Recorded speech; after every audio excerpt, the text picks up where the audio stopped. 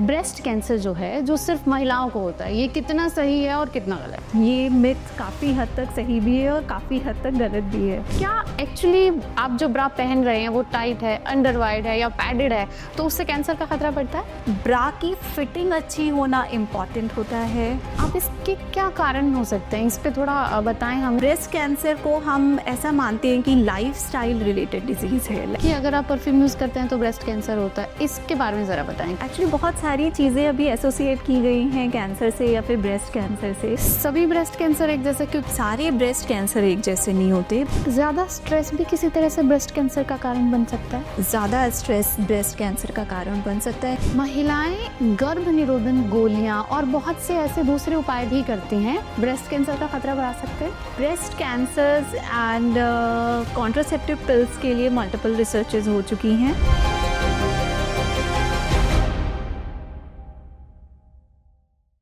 क्या कभी कोई खबर देखकर या अपने आस पड़ोस से किसी की सेहत के बारे में कोई चर्चा सुनकर आप भी घबराए हैं? क्या अपने परिवार में किसी की हेल्थ का अपडेट जब आपको मिला तो आपके मन में कुछ वहम या कुछ सवाल पैदा हुए हैं? ऐसा अक्सर महिलाओं के साथ होता है तब जब वो सुनती हैं ब्रेस्ट कैंसर के बारे में।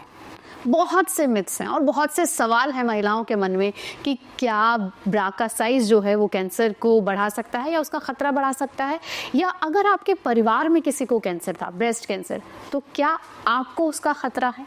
इसके अलावा भी बहुत से हैं, बायोप्सी से कैंसर फैल सकता है या नहीं। बहुत से ऐसे सवाल हैं जिनके जवाब महिलाएं तलाशती हैं। आपको जवाब भी कई जगह मिलेंगे, लेकिन कई मिथ्स अभी भी ऐसे हैं जिन्हें ब्रेक किया जाना बहुत ज़रूरी है। आज उन्हीं मिथ्स को ब्रेक करने के लिए मेरे साथ हैं डॉक्टर रुचि सिंह। स्वागत है doctor. Thank you so much. Doctor Ruchi के साथ हम कुछ मिथ्स को ब्रेक करेंगे जो ब्रेस्ट कैंसर से जुड़े होंगे और उससे जुड़ी ज़रूरी जानकारी भी आपको देंगे। डॉक्टर रुचि, सबसे पहला मिथ जो एक है वो ये कि ब्रेस्ट कैंसर जो है जो सिर्फ महिलाओं को होता है, ये कितना सही है और कितना गलत? ये मिथ काफ़ी हद तक सही भी है और काफ़ी हद तक गलत भी है। बेसिकली इंसिडेंट्स फीमेल्स में ही ज़्यादा होते हैं बिकॉज फीमेल्स में ब्रेस्ट टिश्यू ज़्यादा होता है, बट ऐसा नहीं है कि ब्रेस्ट कैंसर मेल्स में नहीं होता है। 1 to 2% ब्रेस्ट कैंसर के जो इंसिडेंसेस होते हैं वो मेल्स में भी होते हैं। सो बिकॉज फीमेल्स में ये ज़्यादा कॉमन है, इसलिए यूजुअली लोग ऐसा समझते हैं कि ब्रेस्ट कैंसर फीमेल्स के कैंसर की बीमारी है, बट ऐसा नहीं है। वो मेल्स में भी होता है? मेल्स में भी हो। तो वो कौन से रिस्क फैक्टर हो सकते हैं किसी मेल के लिए जिसमें उनको ब्रेस्ट कैंसर का खतरा बढ़ जाता है? मेल्स में यूजुअली जेनेटिक फैक्टर्स काफ़ी हद तक इम्पॉर्टेंट होता है, but overall risk factors same होते हैं फीमेल्स की तरह। एक्स्ट्रा हार्मोन सिक्रीशन या इसके अलावा प्रायर रेडिएशन एक्सपोजर मेल्स के केस में काफ़ी इम्पॉर्टेंट पार्ट होता है। मल्टीपल टाइप इन्फेक्शंस जो लॉन्ग टर्म रहे हैं या मल्टीपल उसमें मल्टीपल इंसिडेंसेस रहे हैं, उन केसेस में मेल ब्रेस्ट कैंसर की संभावनाएं ज़्यादा होती हैं। अच्छा, आपने बताया कि 1 से 2% पुरुषों में ही ये होता है, यानी कि 99% ब्रेस्ट कैंसर के जो मामले हैं वो महिलाओं में सामने आते हैं। तो फोकस अभी उन्हीं पे करते हैं और मिथ्स भी हमें उनके ज़्यादा ब्रेक करने हैं। एक मिथ है कि अंडरवायर ब्रा जो है वो पहनने से, फैशन तो महिलाओं से जुड़ा हुआ एक बहुत ही बड़ा विषय है, और वहाँ पर अगर आप ऐसे सवाल मन में लाते हैं या ऐसे संशय लाते हैं कि अगर आप अंडरवायर ब्रा पहनते हैं तो उससे कैंसर फैलता है, टाइट ब्रा पहनने से, क्या एक्चुअली आप जो ब्रा पहन रहे हैं वो टाइट है, अंडरवाइड है या पैडेड है तो उससे कैंसर का खतरा बढ़ता है? अगर हम स्टैटिस्टिक्स के हिसाब से जाएं, लाइक जो रिसर्च होती हैं, अगर हम उनके हिसाब से जाएं तो समहाउ ब्रेस्ट कैंसर और ब्रा का ऐसा कोई भी रिलेशन नहीं है, बट बिकॉज ब्रेस्ट फीमेल्स के काफ़ी इम्पॉर्टेंट ऑर्गन होते हैं, so and mostly females bra use करती हैं, सो ब्रा की फिटिंग अच्छी होना इम्पॉर्टेंट होता है। बिकॉज अगर ब्रा प्रॉपर फिटिंग की नहीं है तो एक डिस्कम्फर्ट हमेशा रहता है। कई फीमेल्स में ऐसा होता है कि बैक पेन हो रहा है, शायद वो ध्यान भी नहीं देते कि क्यों हो रहा है। वो कई बार ऐसा भी हो सकता है कि ब्रा फिटिंग्स ठीक नहीं है, उसकी वजह से हो रहा है। इसके अलावा अगर हमने बहुत टाइट फिटिंग की ब्रा पहनी हुई है या बहुत टाइट फिटिंग की अंडरवायर्ड ब्रा पहनी हुई है, उससे स्किन में मल्टीपल टाइम्स रिएक्शंस होते रहते हैं। उस फ्रिक्शन की वजह से कभी कभी घाव भी बन जाते हैं। So overall for general health fitting of bra is important. Fitting of bra जो है जनरल हेल्थ के लिए ज़्यादा इम्पॉर्टेंट है। ऐसे उसको हम डायरेक्टली ब्रेस्ट कैंसर से कनेक्ट नहीं कर सकते जी। तो अंडरवायर ब्रा अगर आप पहन रहे हैं तो कैंसर का खतरा उस वजह से नहीं हो सकता, राइट। लेकिन आपकी ओवरऑल हेल्थ के लिए एक ब्रा का फिटिंग की ब्रा पहनना जरूरी है। ठीक है। अब आपने बात की बैक पेन की अभी, तो क्या बैक पेन ब्रेस्ट कैंसर के सिम्टम्स में से एक है या आपने उसको जेनरिक उसमें बताया कि अगर आपने ठीक? ब्रेस्ट कैंसर के सिम्टम्स में बैक पेन हो सकता है because breast cancer different stages में हमारे पास आता है। समहाउ अगर हम एडवांस स्टेज की बात कर रहे हैं, थोड़े से बड़े हुए ब्रेस्ट कैंसर की बात कर रहे हैं, उस केस में ब्रेस्ट कैंसर के जो लंप है अगर उसका इन्वेजन बैक साइड में भी हो गया है उसकी वजह से बैक पेन हो सकता है, या फिर हमारे बैक की हड्डियों में से अगर कहीं कैंसर चला गया है उसकी वजह से भी बैक पेन हो सकता है। एक चीज़ जो मैंने बहुत सुनी है और मैं भी बार बार अपने दर्शकों को कहती रहती हूँ कि अर्ली डायग्नोज जो आप भी मानेंगे बहुत ज़रूरी है, लेकिन उससे जुड़ा एक मिथ है कि अगर आप बायोप्सी कराते हैं, आपने कुछ सिम्टम देखे, आप डॉक्टर के पास गए और डॉक्टर ने आपको बायोप्सी लिखी, लेकिन ज़्यादातर लोगों को ये लगता है कि स्तन में तो बहुत सारी गांठें होती हैं, ये भी उन्हीं में से एक होगी, मेल्ट हो जाएगी, बायोप्सी कराएंगे छेड़ेंगे तो ये फैल जाएगी। ये सच है क्या? वाकई आपको बायोप्सी से बच के रहना चाहिए, स्क्रीनिंग करा लें या फिर ये बेहद ज़रूरी स्टेप है? आपने बहुत ही इम्पॉर्टेंट पॉइंट को पूछा है एंड मैं बोलूँगी जो मिथ्स की लिस्ट है उसमें से ये रियली इम्पॉर्टेंट मिथ है। अगर हम बात करते हैं ब्रेस्ट के एनाटमी के बारे में, उसमें बेसिकली कुछ डक्ट्स होती हैं, कुछ ग्लैंड्स होती हैं, ये सब मिलकर के ब्रेस्ट बनाती हैं। गांठें, ऐसा नहीं है कि सारी गांठें कैंसर की गांठें होती हैं, बट हाँ अगर गांठ कोई लंबे टाइम तक है उसकी बायोप्सी कराना या एफएनएसी कराना बहुत ज़रूरी होता है।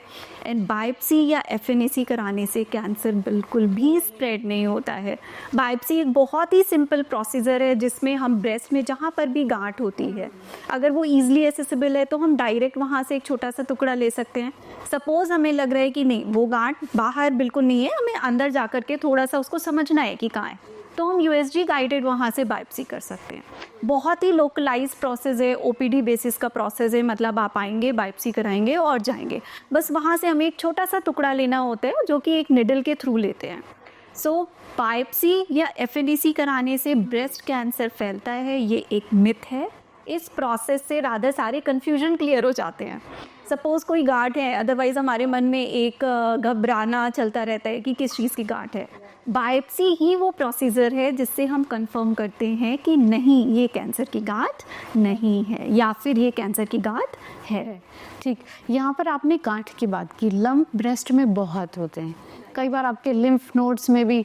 तो जब आप चेक करते हैं महिलाओं को, कई तरह के लम्प्स आपको ब्रेस्ट में फील होते हैं, तो आप कैसे आइडेंटिफाई करें कि ये लंप जो है ये कुछ ऐसा है जिसे गंभीरता से लिया जाए और डॉक्टर के पास जाया जाए?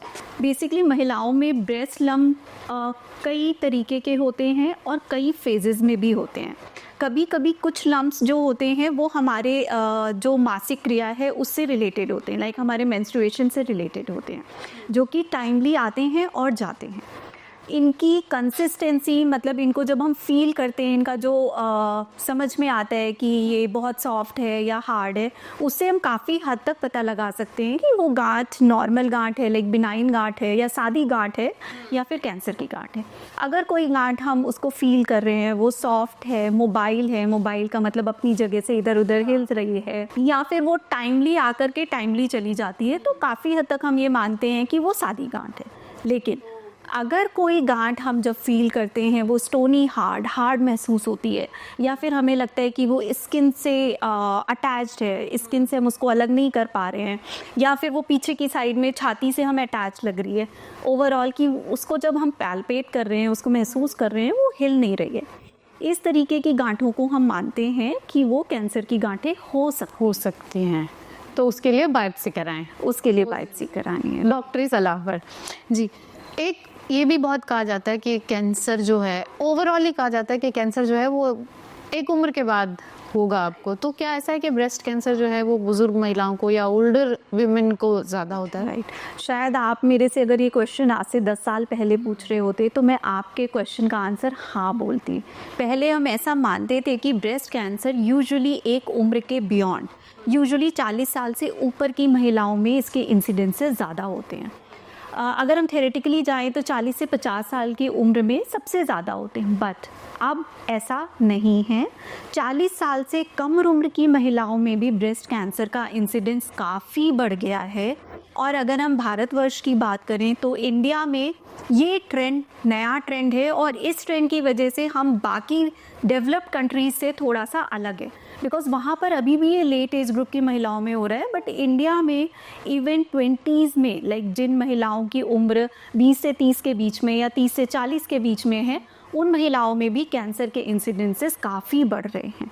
आप इसके क्या कारण हो सकते हैं, इस पे थोड़ा बताएं हमें कि आप कह रहे हैं कि बाकी कंट्रीज़ में ऐसा नहीं है लेकिन इंडिया में हो रहा है, तो क्या कुछ वेदर है, एटमॉस्फेयर है आपका, या क्या रीजंस क्या है इसके पीछे? ब्रेस्ट कैंसर को हम ऐसा मानते हैं कि लाइफस्टाइल रिलेटेड डिजीज़ है, लाइक इसीलिए पहले ऐसा मानते थे कि ये डेवलप्ड कंट्रीज़ की डिजीज़ है, लाइक जहाँ पर विकसित देश है वहाँ पर ज़्यादा होती है। बट अब ये इंडिया में भी काफ़ी बढ़ता जा रहा है, और ये जो इंसिडेंस के एज ग्रुप में चेंजेस आए हैं उसको हम अब काफ़ी हद तक लाइफस्टाइल चेंजेस में भी उसमें को इंक्लूड कर लेते हैं। लाइफस्टाइल के बारे में बात करें तो जैसे आजकल स्ट्रेसफुल लाइफ है, ऑब्वियसली पॉल्यूशन बढ़ रहा है। इसके अलावा ओवरऑल अब हम एक जगह बैठकर काम ज़्यादा करते हैं, फिज़िकल एक्टिविटी काफ़ी कम है। सो ब्रेस्ट कैंसर हार्मोन से रिलेटेड होता है। जब हमारी लाइफस्टाइल में चेंजेस आते हैं, हमारी स्ट्रेसफुल सिचुएशंस होती हैं, तो ये फैक्टर्स हार्मोन्स में चेंज लाते हैं। लाइक महिलाओं में जो कुछ रसों का प्रवाह हो रहा होता है उनमें चेंजेस लाते हैं, और इस वजह से ब्रेस्ट कैंसर के इंसिडेंसेस अभी कम उम्र की महिलाओं में भी ज़्यादा देखने को मिल रहे हैं। ठीक, आपने लाइफस्टाइल की बात की। लाइफस्टाइल में 2-3 चीज़ें हैं। परफ्यूम एक ऐसी चीज़ है जिसके बिना आजकल कोई नहीं निकलता है, क्योंकि आप अच्छा स्मेल करना चाहिए। राइट, ये मिथ भी है कि अगर आप परफ्यूम यूज़ करते हैं तो ब्रेस्ट कैंसर होता है। इसके बारे में ज़रा बताएं कि ये कितना ठीक है। एक्चुअली बहुत सारी चीज़ें अभी एसोसिएट की गई हैं कैंसर से या फिर ब्रेस्ट कैंसर से, उसमें से एक फैक्टर परफ्यूम भी है। सो ओवरऑल अगर हम लिटरेचर की बात करें, लाइक जो हमें लिटरेचर या रिसर्चेस बताते हैं, परफ्यूम का एज सच ब्रेस्ट कैंसर से कोई भी रिलेशन नहीं। डीओ, क्योंकि वो तो स्किन पे ही लगता है। No, even not that. But हाँ, ओवरऑल जो भी केमिकल्स हम यूज़ कर रहे हैं वो कहीं ना कहीं हार्मफुल होते हैं। सो ओवर यूज़ नहीं करना चाहिए। जो हम रेगुलर यूज़ कर रहे हैं उससे ब्रेस्ट कैंसर का कोई भी खतरा नहीं है। लड़कियां जो हैं खुद को लेकर, सेल्फ केयर को लेकर बहुत अवेयर हो चुकी हैं। पहले जो सादा जीवन सब जीते थे वो अब थोड़ा सा मेकअप की तरफ जा चुका है। अक्सर ये चर्चाएं देखी जाती हैं कि अगर आप मेकअप लगा रहे हो तो उसमें बहुत ज़्यादा केमिकल है जो आपकी सेहत के लिए अच्छा नहीं है। लड़कियों को ये भी कहा जाता है, और खुद उनमें भी कई बार ये डिस्कशन होता है कि ज़्यादा मेकअप या वो केमिकल यूज़ करने से ब्रेस्ट कैंसर का खतरा बढ़ता है। तो ये ठीक है या नहीं, ये भी एक मिथ है। अनीता जी, अगर हम मेकअप की बात करें तो अगर अगेन हम यही बोलेंगे कि रिसर्च के हिसाब से जाएं तो मेकअप और ब्रेस्ट कैंसर का कोई रिलेशन नहीं है। मल्टीपल रिपोर्ट्स आती रहती हैं, वो नेशनल टॉक्सिकोलॉजी रिपोर्ट्स हैं जो कहती हैं कि मेकअप से ब्रेस्ट कैंसर नहीं बढ़ सकता। लेकिन हाँ, मेकअप में अगर केमिकल्स हैं वो हमें पता है, और मेकअप अगर हम बहुत ज़्यादा यूज़ कर रहे हैं सो मे बी उससे कुछ स्किन इश्यूज़ हो सकते हैं। लेकिन अगर हम कैंसर और ब्रेस्ट कैंसर की बात करें तो ऐसा तो वो एसोसिएटेड नहीं है। ठीक है, इसी से जुड़ा हुआ एक और है कि डीओ या परफ्यूम अगर आप यूज़ करते हैं तो क्योंकि वो आप आर्म पिट पे लगा रहे हैं और बिल्कुल ही स्किन से टच हो रहा है, केमिकल होते हैं उसमें, वो क्या ब्रेस्ट कैंसर का खतरा बढ़ाता है? डीओ एंड स्प्रेस परफ्यूम से एज सच ब्रेस्ट कैंसर का कोई भी रिस्क नहीं है। ज़िंदगी आगे बढ़ रही है और मोबाइल के बिना आप अपनी लाइफ को इस वक्त सोच भी नहीं सकते। मोबाइल, आई डोंट नो, लोगों को डराने के लिए कहा जाता है कि आप कम इस्तेमाल कीजिए मोबाइल का, थोड़ा दूर रहिए, या ये फैक्ट है कि अगर आप मोबाइल यूज़ कर रहे हैं तो वो आपको किसी भी तरह के या ब्रेस्ट कैंसर के खतरे खासकर महिलाओं में बढ़ा सकता है। मोबाइल आजकल हमारी लाइफ का बहुत ही इम्पॉर्टेंट पार्ट बन गया है, लेकिन अनीता जी, मोबाइल से जो रेज़ निकलती हैं वो बहुत ही लो फ्रिक्वेंसी की होती हैं। उन फ्रिक्वेंसीज़ की रेज़ के साथ कैंसर रिलेटेड प्रॉब्लम्स नहीं हो सकती हैं। मोबाइल से जो आजकल इश्यूज़ आ रहे हैं वो हियरिंग रिलेटेड या कंसंट्रेशन रिलेटेड ये हैं, बट ब्रेस्ट कैंसर से मोबाइल यूजेस का कोई भी लिंक नहीं है। ठीक है, लड़कियां, महिलाएं सब आजकल अवेयर हैं, काम करना चाहती हैं, जॉब कर रही हैं, अपने करियर को लेकर बहुत सजग हैं। ऐसे में क्या होता है कि आपकी पर्सनल लाइफ या आपकी जो मैरिड लाइफ है वो थोड़ा, शादी के जो प्लान्स हैं वो डिले होते हैं। 30-35 में शादियां हो रही हैं, बेबी जो आप प्लान कर रहे हैं वो लेट कर रहे हैं, कई कॉम्प्लिकेशंस आती हैं, लोग आईवीएफ की तरफ जा रहे हैं। आईवीएफ से जो महिलाएं प्रेगनेंसी अपनी कंटिन्यू करती हैं या लेती हैं, क्या वो भी ब्रेस्ट कैंसर के लिए ज़्यादा वो हैं कि ख़तरे में हैं कि जिन्होंने आईवीएफ लिया है वो ब्रेस्ट कैंसर का शिकार हो सकती हैं? अनीता जी, जैसा कि मैंने पहले बताया, ब्रेस्ट कैंसर एक हार्मोन डिपेंडेंट डिजीज़ है, हार्मोन से रिलेटेड डिजीज़ है। फीमेल हार्मोन्स का एक्सपोजर जितना ज़्यादा होता है, ब्रेस्ट कैंसर होने के संभावनाएं उतनी ज़्यादा होती हैं। सो ब्रेस्ट कैंसर के जो रिस्क हैं उसमें से अगर हम बात करें मॉडिफाइबल रिस्क की, मतलब जिनको हम बदल सकते हैं, जिनको हम चेंज कर सकते हैं, उसमें से लेट मैरिज होना, लेट बच्चा होना या बच्चे को स्तनपान ना कराना, ये फैक्टर्स वो फैक्टर्स हैं जो ब्रेस्ट कैंसर के रिस्क को बढ़ा सकते हैं। ये मॉडिफाइबल रिस्क फैक्टर्स हैं। लेकिन आईवीएफ से ब्रेस्ट कैंसर के इंसिडेंसेस बढ़ सकते हैं, ऐसा नहीं है, ये एक मिथ है। जी, आप यहाँ थोड़ा सा इस चीज़ को डिस्क्राइब कर सकते हैं कि आपने कहा कि बच्चे को ब्रेस्ट फीड ना कराना, तो ब्रेस्ट फीड कराना किस तरह से ब्रेस्ट कैंसर के खतरे को कम कर सकता है? ब्रेस्ट फीड जब हम कराते हैं उस टाइम पर हमारे फीमेल्स हार्मोन सप्रेस रहते हैं। सो एक पर्टिकुलर टाइम के लिए, मे बी 6-8 महीने के लिए उनका एक्सपोजर कम हो जाता है। मोरओवर ब्रेस्ट फीड कराने से जो ग्लैंड्स हैं जो उस टाइम मिल्क की वजह से डायलेटेड हैं, वो भी रिलैक्स्ड रहती हैं। सो एक इनडायरेक्ट जो उनमें ट्रॉमा होना है वो भी कम रहता है। सो ओवरऑल ब्रेस्ट फीडिंग कराने से ब्रेस्ट कैंसर के रिस्क को हम कम कर सकते हैं। ब्रेस्ट फीडिंग कराना एक मॉडिफाइबल रिस्क फैक्टर में काम। अब क्योंकि हम आईवीएफ बच्चों की और स्तनपान की बात कर रहे हैं, अभी जो समय है, कई बार ऐसी स्थिति आती है कि कोई महिला तैयार नहीं है कि अभी बच्चा किया जाए, ऐसे में अबॉर्शन किए जाते हैं। कई बार एज फैक्टर्स ऐसे होते हैं कि बार बार अबॉर्शन हो जाते हैं। तो क्या अबॉर्शन भी किसी तरह से ब्रेस्ट कैंसर का खतरा बढ़ाता है, क्योंकि आपका शरीर रेडी हो रहा है उन चीज़ों के लिए और आप एकदम से उसे ब्रेक कर रहे हैं? अनीता जी, एज सच अबॉर्शन का और ब्रेस्ट कैंसर का कोई भी रिलेशन नहीं है, ये एक मिथ है। सो अबॉर्शन मल्टीपल टाइम होने से ब्रेस्ट कैंसर के इंसिडेंसेस बढ़ते हैं, ऐसा बिल्कुल भी नहीं है। जी, एक मिथ है कि ब्रेस्ट पर ज़ोर से चोट लगने से या कहीं टकरा जाने से या उसे ज़्यादा ज़ोर से प्रेस करने से भी ब्रेस्ट कैंसर का खतरा बढ़ता है। ब्रेस्ट में चोट लगना या ब्रेस्ट में दबाव पड़ना, इन चीज़ों से डायरेक्टली ब्रेस्ट कैंसर का खतरा नहीं बढ़ता है। लेकिन जब ये इंसिडेंसेस बार बार होते हैं, मल्टीपल टाइम्स होते हैं, या उसकी वजह से जो घाव बन गया था वो हील नहीं हो पा रहा है, उसमें मल्टीपल इन्फेक्शंस हो रहे हैं, सो उनकी कॉन्टिन्यूटी में या फिर मल्टीपल अटैक्स के साथ मे बी ब्रेस्ट कैंसर का एक खतरा हो सकता है। बट इन जनरल एक बार चोट लग गई तो उससे ब्रेस्ट कैंसर बढ़ जाएगा या फिर दबाव पड़ गया तो बढ़ जाएगा, ऐसा बिल्कुल भी नहीं है। ठीक है, सभी ब्रेस्ट कैंसर एक जैसे, क्योंकि ब्रेस्ट कैंसर हुआ, अरे उनको ब्रेस्ट कैंसर हुआ है, ठीक है, तो क्या एक ही तरह के होते हैं सभी ब्रेस्ट कैंसर या इसमें भी कुछ प्रकार होते हैं कि नहीं, टाइप्स हैं ब्रेस्ट कैंसर के? सारे ब्रेस्ट कैंसर एक जैसे नहीं होते। ब्रेस्ट कैंसर का एक स्पेक्ट्रम होता है। कुछ ब्रेस्ट कैंसर जो होते हैं बहुत ही अच्छे होते हैं, जिनको हम बोलते हैं हम इनको 100% क्योर कर देंगे, मतलब हम टोटली आपको डिजीज़ फ्री कर देंगे। बट हाँ, कुछ ऐसे ब्रेस्ट कैंसर्स होते हैं जिनसे जान को खतरा भी हो सकता है। इन बिटवीन स्पेक्ट्रम है। सो अगर हम टाइप्स ऑफ ब्रेस्ट कैंसर या ब्रेस्ट कैंसर कितने प्रकार के होते हैं उनके बारे में बात करें, तो अगर इनिशियल टाइप के ब्रेस्ट कैंसर्स की बात कर रहे हैं, वो नॉन इन्वेजिव होते हैं, मतलब वो अंदर की तरफ फैले नहीं हुए होते हैं। इनको हम यूजुअली DCIS, रेक्टल कार्सिनोमा इन सिटू या लोबर कार्सिनोमा इन सिटू बोलते हैं, जिनका हम 100% इलाज कर सकते हैं। हाँ जी, हम बोल सकते हैं कि हमने आपको टोटली डिजीज़ फ्री कर दिया है। फिर कुछ ब्रेस्ट कैंसर्स जो होते हैं वो मीडियम ग्रुप के होते हैं। जो सबसे कॉमन ब्रेस्ट कैंसर है, इन्वेजिव इंट्रोडक्टरी कैंसर्स, उनसे मल्टीपल स्टेजेस होती हैं जिससे हम उनकी प्रोग्नोसिस बता सकते हैं या क्या रिज़ल्ट आ रहे हैं वो बता सकते हैं। अगर हम अर्ली स्टेज में हैं तो अगेन हम बोलते हैं कि नहीं, हम आपको पूरी तरीके से ठीक कर देंगे। या हम मिड स्टेज में हैं तो बहुत सारे फैक्टर्स हैं, हार्मोनल फैक्टर क्या है या फिर कहाँ पर और डिज़ीज़ फैली हुई थी। कई बार डिज़ीज़ की बायोलॉजी भी काफ़ी इंपॉर्टेंट फैक्टर होती है। सो ओवरऑल सारे ब्रेस्ट कैंसर एक जैसे नहीं होते हैं। कुछ ब्रेस्ट कैंसर्स कम्प्लीटली क्योरेबल होते हैं, और अगर हम कुछ ब्रेस्ट कैंसर जो अदर पार्ट ऑफ स्पेक्ट्रम में हैं, अगर हम उन्हें कम्प्लीटली क्योर नहीं कर पा रहे हैं तो एटलीस्ट हम पेशेंट को मैक्सिमम बेनिफिट दे सकते हैं। जी, एक ये मिथ भी है कि ब्रेस्ट कैंसर सिर्फ उन्हीं को होगा जिनके परिवार में किसी को पहले से ब्रेस्ट कैंसर था। अगर आपके परिवार में ब्रेस्ट कैंसर की हिस्ट्री नहीं है तो आप सेफ हैं।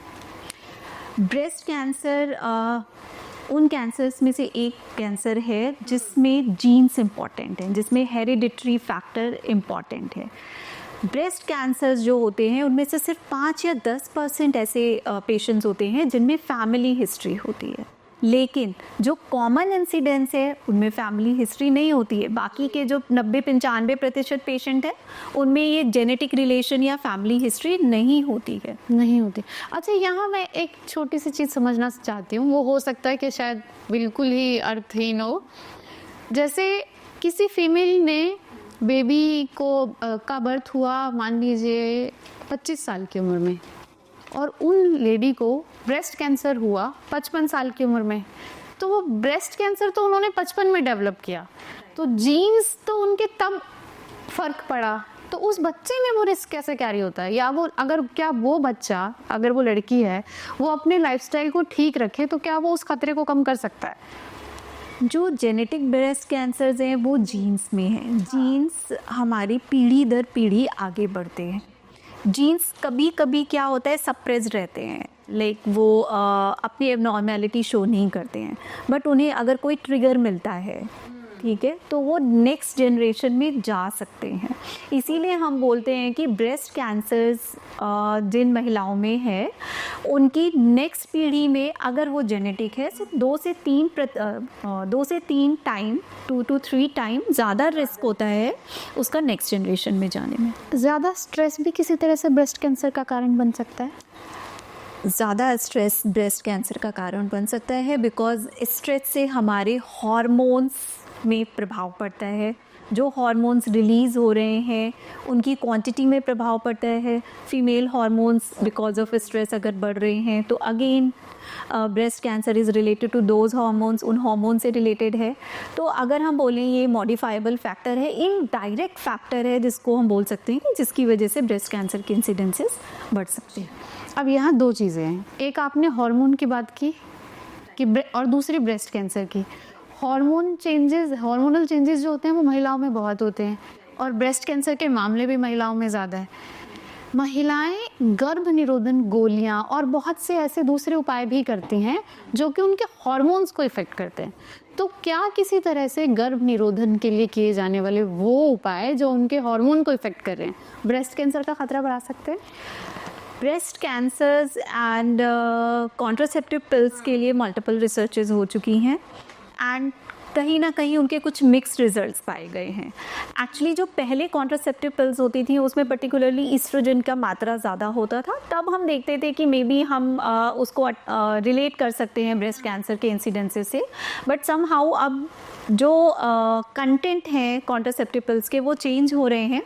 So as such contraceptive pills से अब ब्रेस्ट कैंसर के इंसिडेंसेस को हम इतना रिलेट नहीं कर पाते। नहीं करते। और इमरजेंसी कॉन्ट्रासेप्टिव होते हैं क्योंकि वो तो आपको पूरे महीने का हार्मोन एक ही दवाई में दे दिया जाता है, तो अगर आप बहुत ज़्यादा फ्रीक्वेंटली उनका इस्तेमाल कर रहे हैं तो क्या वो किसी तरह से ब्रेस्ट कैंसर का खतरा बढ़ा सकते हैं? अगर हम इमरजेंसी कॉन्ट्रासेप्टिव पिल्स की बात कर रहे हैं, और हाँ अगर हम हाई फ्रीक्वेंसी भी ले रहे हैं, देन इट में लाइक ये कनेक्ट कर सकते हैं ब्रेस्ट कैंसर के इंसिडेंसेस से। ओके, तो क्या but once in a while, like maybe yearly basis में अगर कभी ले रहे हैं वो इफ़ेक्ट नहीं करेगा।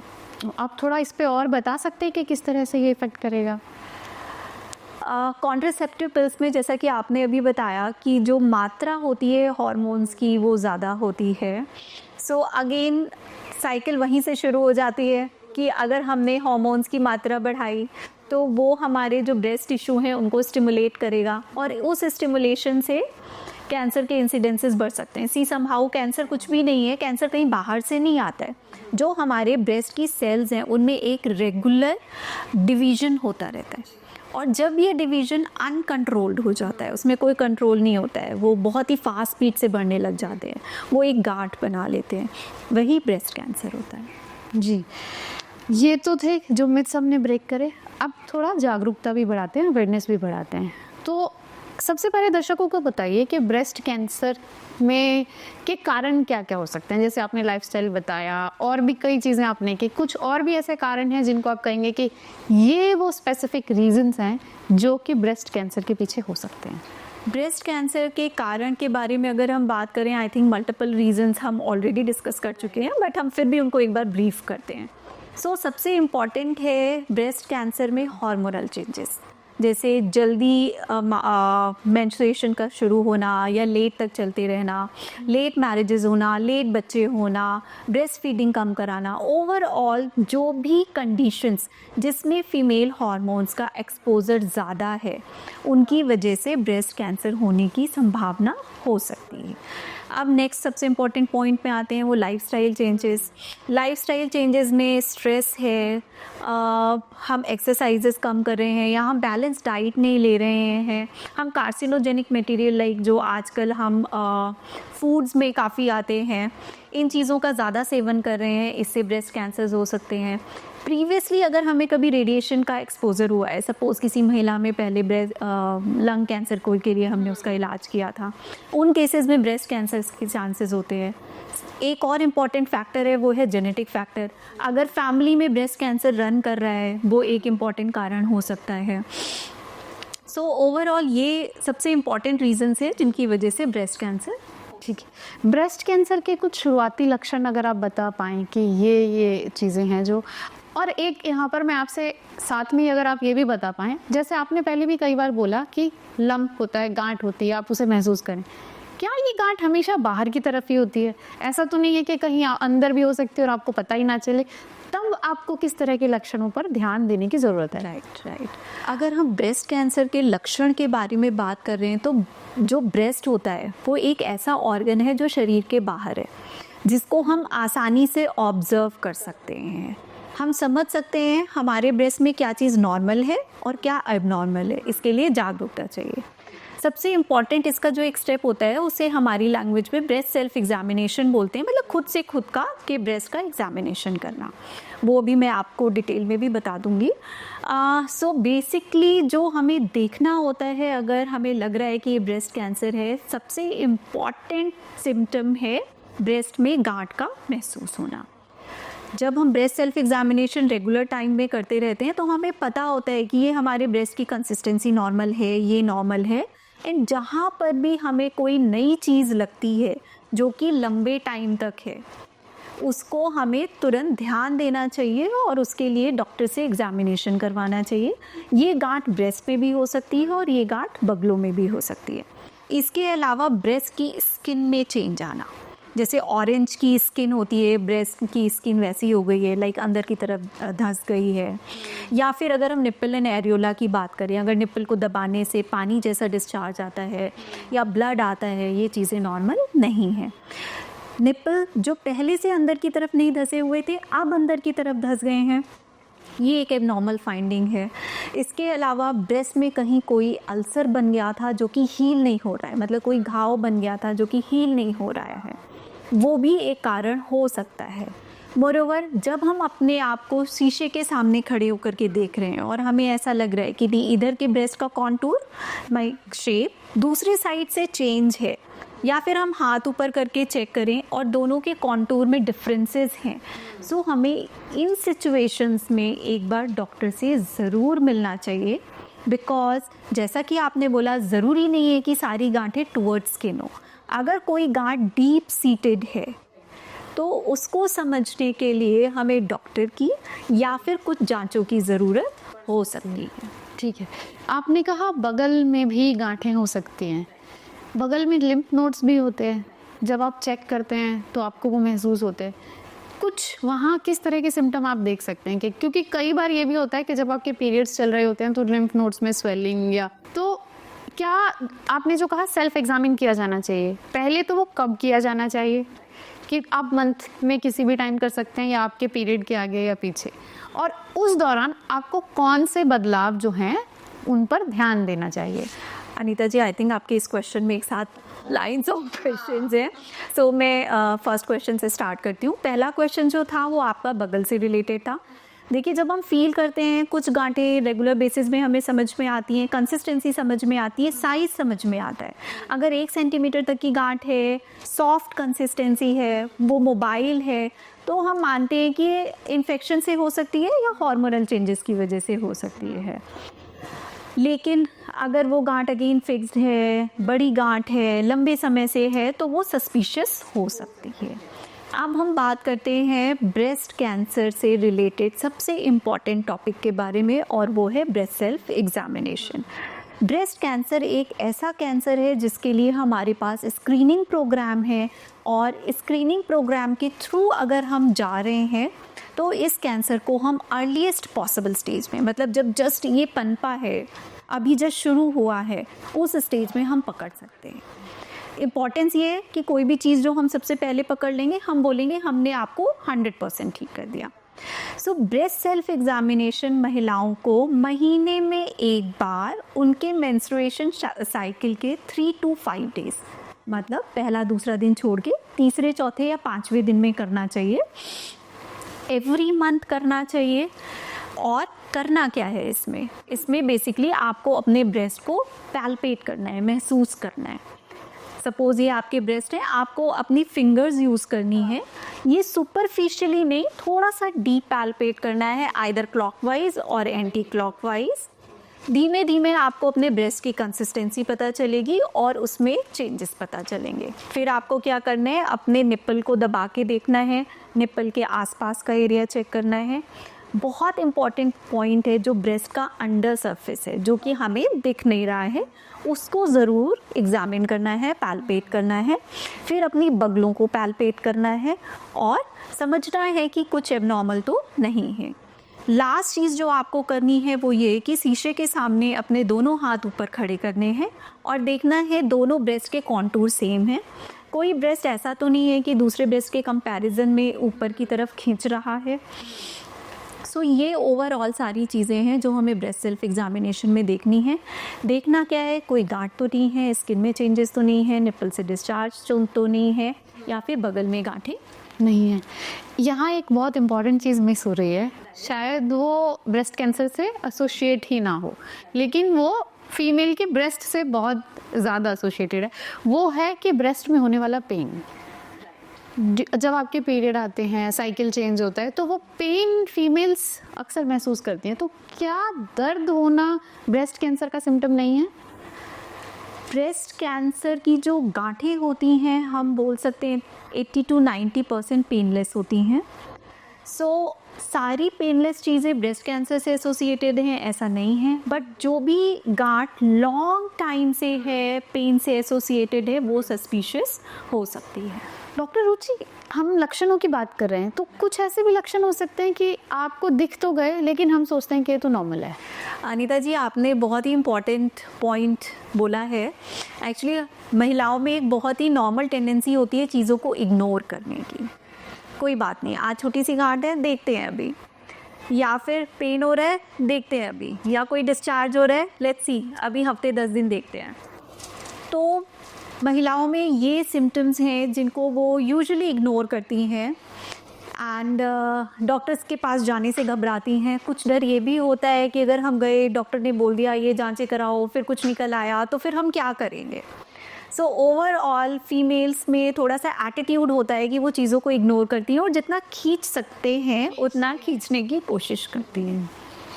ब्रेस्ट कैंसर के स्टेजेस के बारे में भी थोड़ा बताएं कि कितनी तरह, आपने कहा कि अर्ली स्टेज में पकड़ लें तो 100% ठीक किया जा सकता है, तो स्टेजेस कितने हैं? अगर हम ब्रेस्ट कैंसर के स्टेजेस के बारे में बात कर रहे हैं तो यूजुअली ऑलमोस्ट सारे जो कैंसर्स होते हैं हम उन्हें usually 1 to 4 like 1 to 3 4 stage में डिवाइड करते हैं। जो फर्स्ट स्टेज ब्रेस्ट कैंसर में होती है वो ब्रेस्ट में छोटी सी गांठ 2 सेंटीमीटर तक की गांठ को हम कंसीडर करते हैं।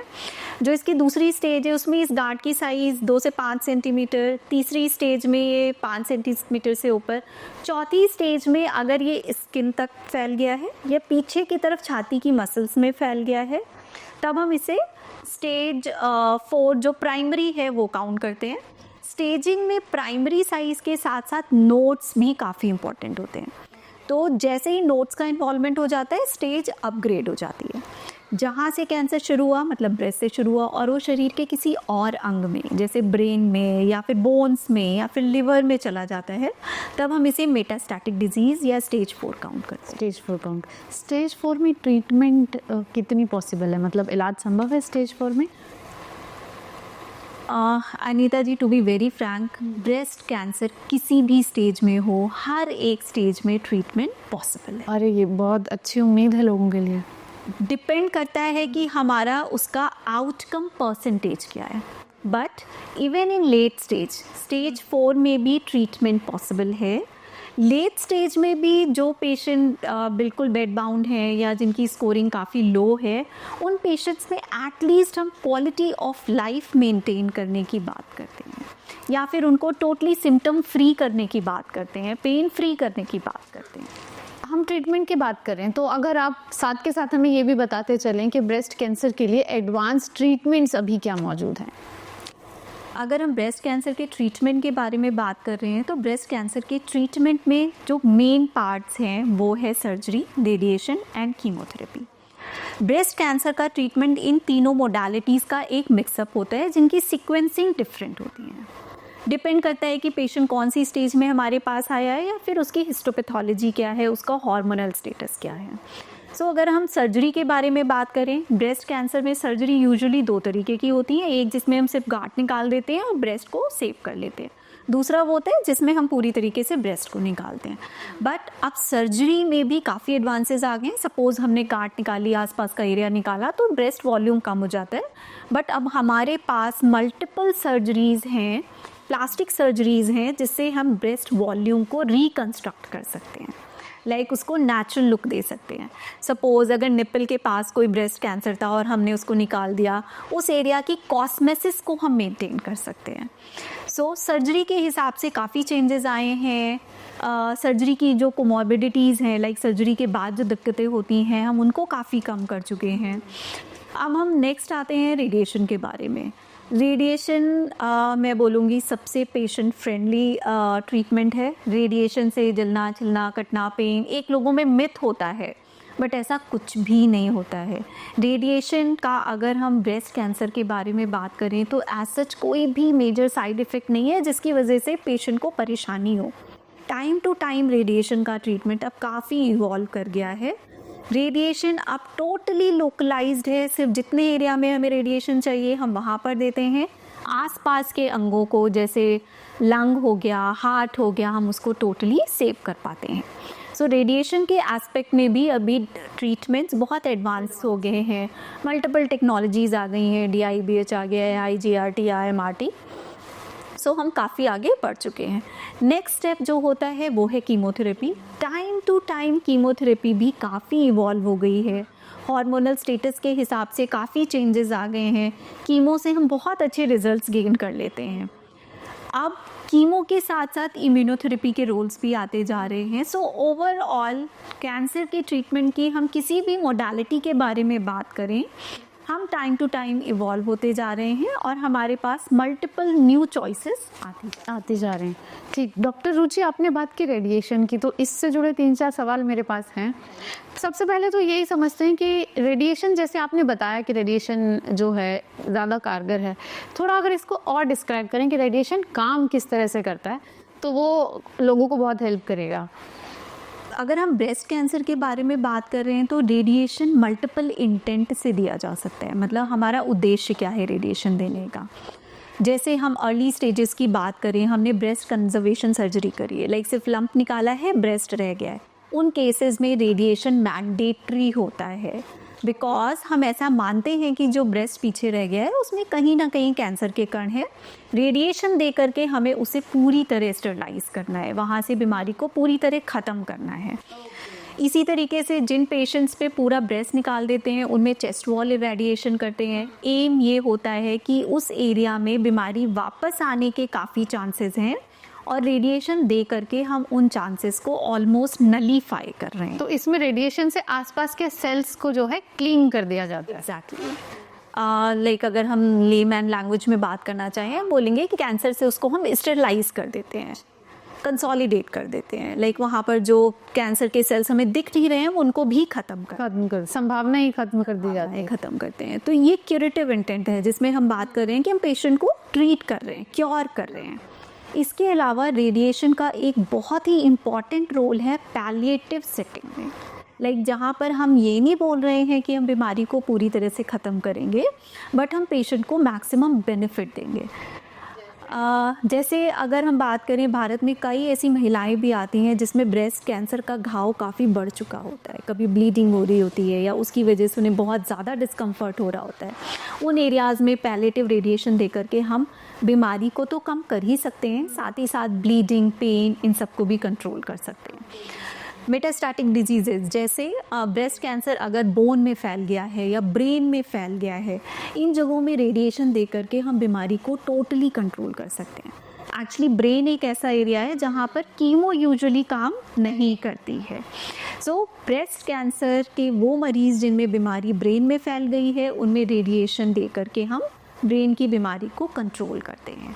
बोन की बीमारी, बीमारी की वजह से गल गई हैं, आसपास की नसें दब रही हैं जिनकी वजह से पेन बहुत ज़्यादा बढ़ गया है, तो जब हम रेडिएशन देते हैं वहाँ पर वो उस हड्डी को तो मजबूती देती है, बीमारी कम करती है और इस पेन को ऑलमोस्ट 80-90% तक ख़त्म करती है। तो डॉक्टर, ये रेडिएशन जो आप बता रहे हैं, क्या ये पेनफुल भी होता है? रेडिएशन बिल्कुल भी पेनफुल नहीं है। This is a pain free process. Rather pain को ख़त्म करने के लिए हम रेडिएशन देते हैं। आपने इस दौरान एक बात की थी, इस हमारी बातचीत के दौरान ही, कि कई बार किसी दूसरे कैंसर के ट्रीटमेंट के लिए जब आप रेडिएशन थेरेपी लेते हैं तो वो भी ब्रेस्ट कैंसर का कारण बन सकता है। तो जब आप ब्रेस्ट कैंसर के लिए रेडिएशन थेरेपी ले रहे हैं तो क्या संभावना है कि इन फ्यूचर दूसरी तरह का कोई कैंसर आपको हो सकता है? ओवरऑल रेडिएशन एक्सपोजर से हम काउंट करते हैं कि 1 to 2% रिस्क बढ़ जाता है ब्रेस्ट उस पर्टिकुलर एरिया में कैंसर का। बट समहाउ अभी लेटेस्ट टेक्नोलॉजीज़ के साथ हम इन डोजेस को काफ़ी कुछ कंट्रोल कर लेते हैं। सो एज सच ये एक सिग्निफिकेंट फैक्टर नहीं है। ठीक। कैंसर, ब्रेस्ट कैंसर दोबारा होने के कितनी चांसेस होते हैं? ब्रेस्ट कैंसर दोबारा होने की संभावनाएं होती हैं या फिर अदर साइड में संभावनाएं होती हैं। नॉर्मल फीमेल्स के कंपैरिजन में ये रिस्क 2 to 3 टाइम्स हायर होता है। जी, जाते जाते हमारे दर्शकों को बताएं डॉक्टर रुचि कि ऐसे कौन से, क्योंकि हमने बात की कि लाइफस्टाइल भी काफ़ी हद तक कारणों में से एक है ब्रेस्ट कैंसर के, ऐसे कौन से लाइफस्टाइल चेंजेस हैं जिन्हें अपनाकर आप ब्रेस्ट कैंसर के खतरे को कम कर सकते हैं? इस क्वेश्चन का आंसर अनीता जी मैं आपको 5 पॉइंट्स में देती हूँ। फर्स्ट पॉइंट ये है कि हमें रेगुलर एक्सरसाइज करनी चाहिए। एटलीस्ट पूरे दिन में 30 मिनट्स की एक्सरसाइज होनी चाहिए जो कि मॉडरेट, लाइक ऐसा नहीं कि हम फ़ोन में बात कर रहे हैं, चल रहे हैं, वो काउंट नहीं होती है। ऐसी एक्सरसाइज होनी चाहिए जिससे एटलीस्ट आपको पसीना आ रहा है। दूसरी चीज़ है बैलेंस डाइट लेनी चाहिए और हमें फ्रीज्ड कैंड फूड्स, इन चीज़ों को अवॉइड करना चाहिए बिकॉज इनमें कार्सिनोजेंस होते हैं। देन नेक्स्ट पॉइंट है एक healthy body weight and BSA maintain करना चाहिए। लास्ट चीज़ है ब्रेस्ट स्क्रीनिंग प्रोग्राम में पार्टिसिपेट करना चाहिए। जी, शुक्रिया doctor, thank you so much. तो ये थी हमारे साथ डॉक्टर रुचि सिंह, जिन्होंने ब्रेस्ट कैंसर से जुड़े हुए कई मिथ्स को आज ब्रेक किया और आपके कई सवालों के जवाब भी दिए। ऐसे ही और इन्फॉर्मेटिव वीडियोस के साथ मैं अनीता शर्मा आपसे जल्द ही फिर मिलूंगी। तब तक अपना ख्याल रखें, सेहतमंद बने रहें, हंसते मुस्कुराते रहें और NDTV इंडिया देखते रहें।